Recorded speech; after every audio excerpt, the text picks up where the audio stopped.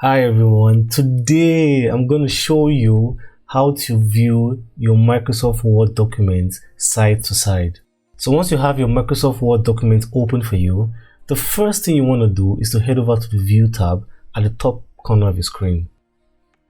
Once you have the View tab open for you, you would see just underneath Zoom here, you have a whole lot of options that are available to you to make use of.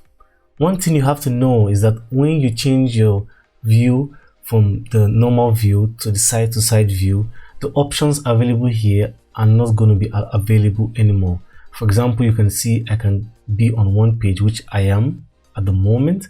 I can also decide to head over and use the multiple pages, which shows up multiple pages on my screen. But let's head over and go back to one page right now.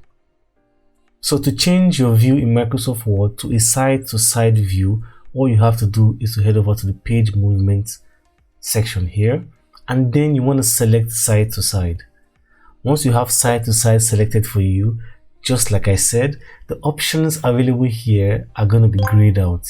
You can't use these options anymore, but then you can view your document as a thumbnail or as thumbnails by selecting this here, and then you can have a view of all your documents at once.